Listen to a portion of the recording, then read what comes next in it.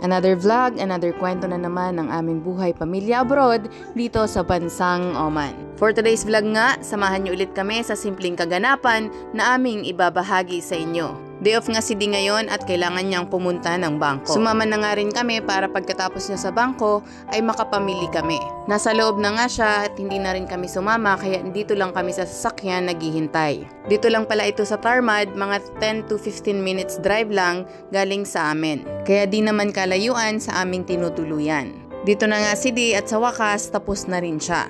Ang bilis nga lang din, siguro mga 10 minutes lang kami naghintay. Buti na lang hindi ganun katagal kaya hindi rin nainip ang mga bata. Now, planan namin dumaan muna sa shop. Discount shop pala siya kaya medyo mura lang ang mga bilihin. Titingin kami ng mga gamit sa bahay na kailangan. Sa kabilang kalsada lang din naman. Habang papunta nga kami doon, tingnan nyo naman kung gaano kaaganda ang Oman. Napakaganda, napakalinis, hindi polluted ang hangin, payapa, walang traffic, at isa sa mga safest country dito sa Middle East. Kaya sobrang thankful talaga kami na dito kami napunta. Ang mga tao din dito mababait at friendly sila. Kahit hindi mo sila kilala, marunong silang bumati at ngingitian ka talaga nila. Mararamdaman mo talagang welcome ka sa bansa nila.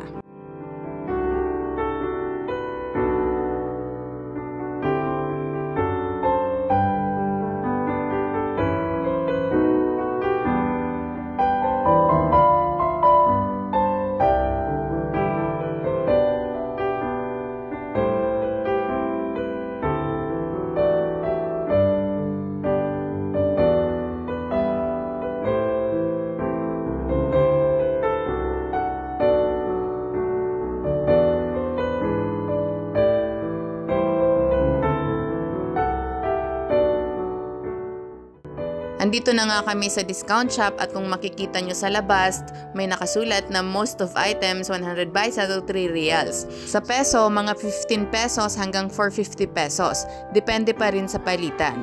Kaya perfect talaga siya kung may gusto kayong bilhin na gamit sa bahay. May mga damit din dito, sapatos, mga laruan at marami pang iba.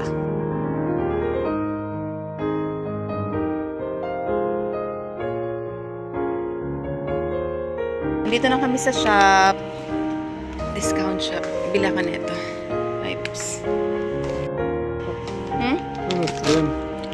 Pat na siya. Nabigyan niya ako. Wala. Wala. Tingnan mo dado. Wow. Wow. Ng bukor. Favorite na yung bukor ngayon. Favorite pa rin ang bukor dad. Kahit saang shop, yan yung hinahanap ko. Cry. Look at your face.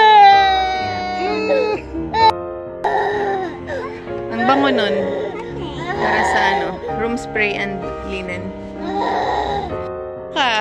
May nakita ng pamalit. Si baby do, so sira na kasi yung ganyan niya sa bahay. Ayan. Nakakita siya ng bago. Oh.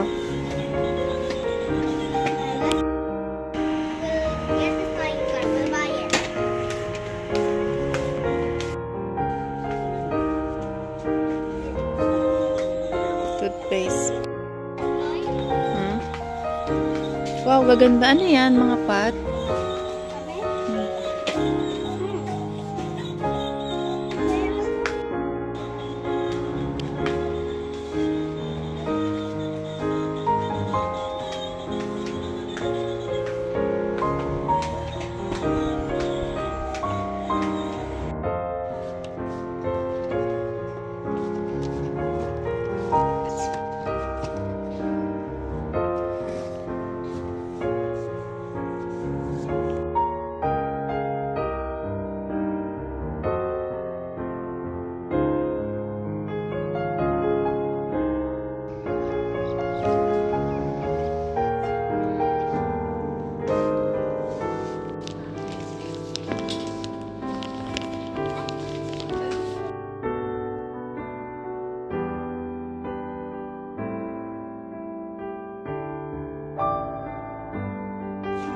happened, Dos? What happened?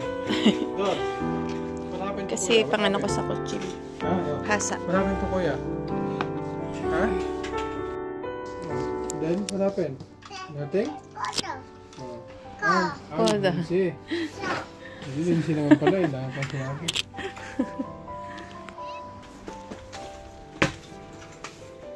Baking paper.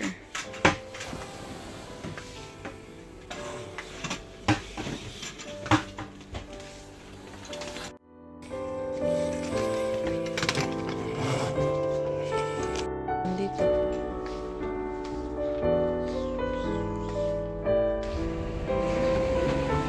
Huh? 13 ka, Dos? 13 si baby, Dos. Again, Dos. Again po, again. Me, 27. Me, 27.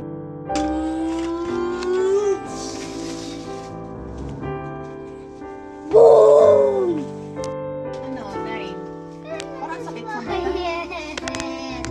Sakit sa mata.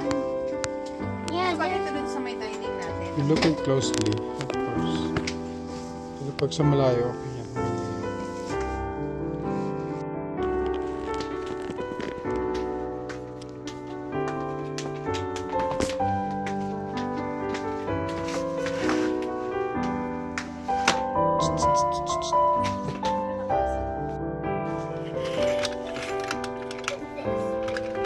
still colored paper.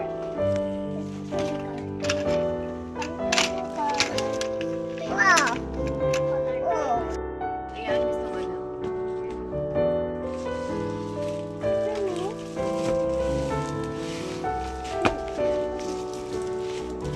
Meron na tayo.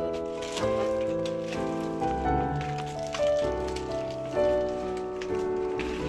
Ito ba or ito? Ano gusto mo? Why do you need that much? Maganda natin. You will just mess it up. I know.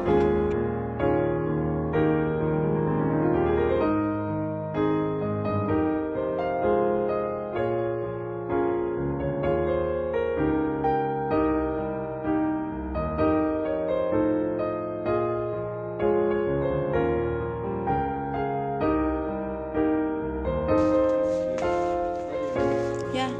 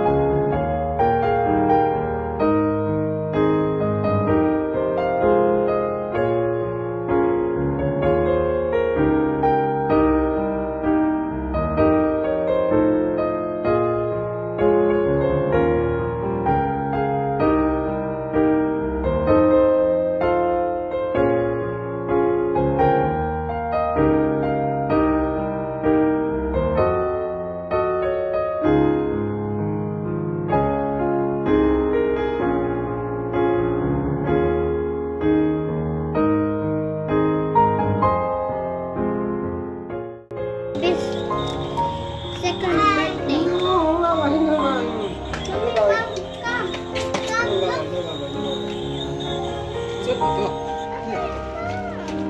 Basket po.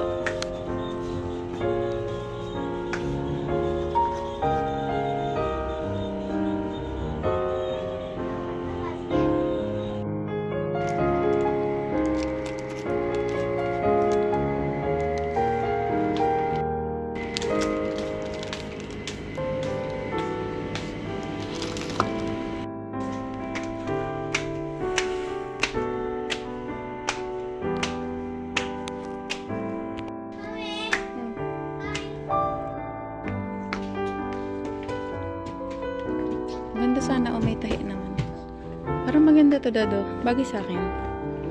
Just place. Ha? Place. Hot dog. Ha?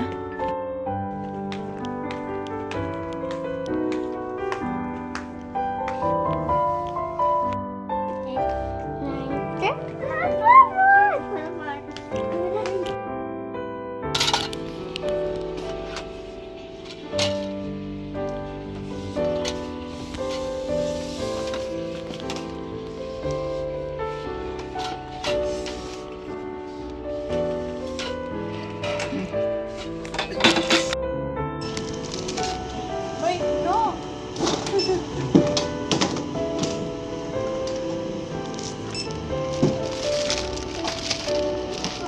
Ano yun, Dad? Ano yun? Saan? Then it's this Ano? Ano?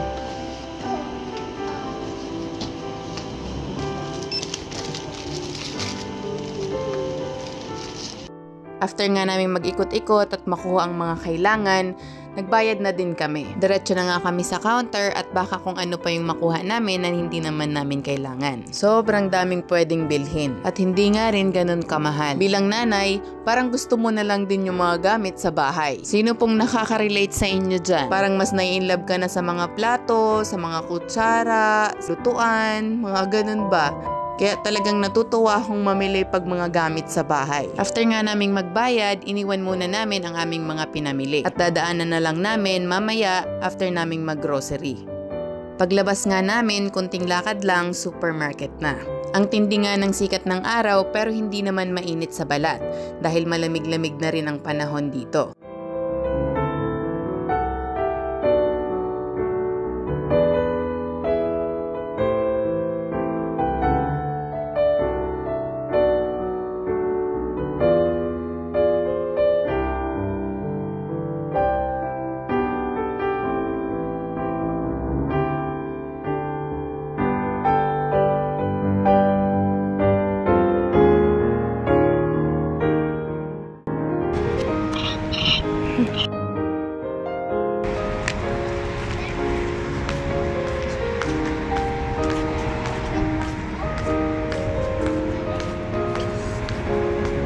After nga ng aming paglalakad, sa wakas, nakarating na din kami dito sa supermarket. Dito nga kami sa Maka Tharmad at ito na yung malaking supermarket na pinakamalapit sa amin. Pero, bihira lang kaming mapunta dito.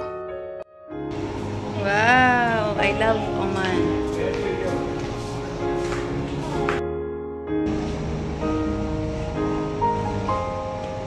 Pakit yan.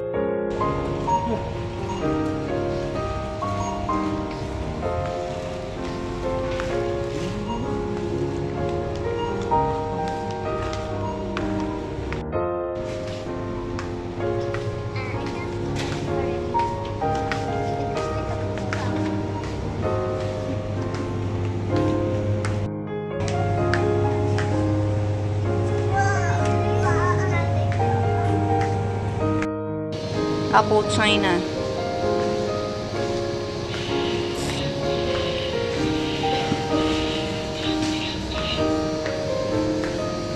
Mas marami pa rito, Dado.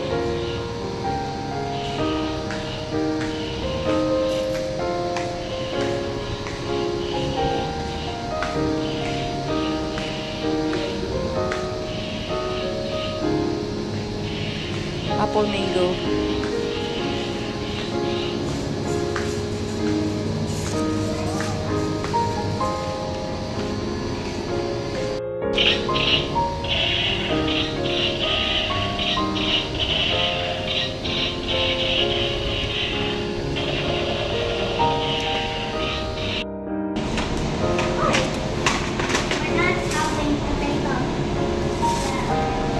No, don't.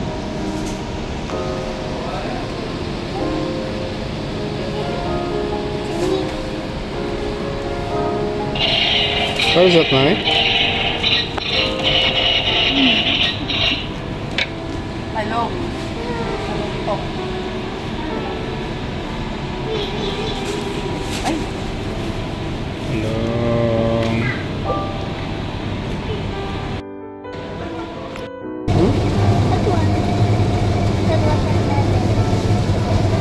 What's that? Watermelon. Why is it yellow? It's yellow watermelon.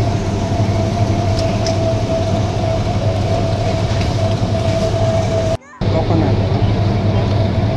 This coconut. Coconut.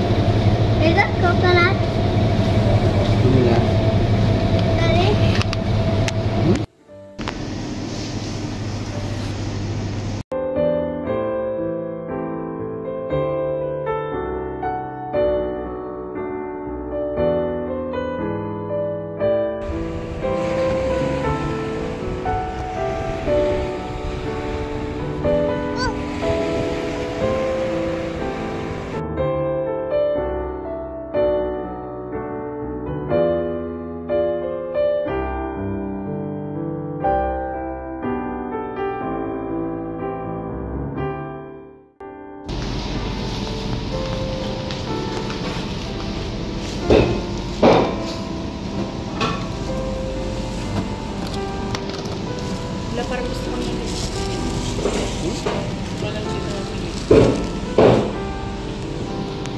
Kami.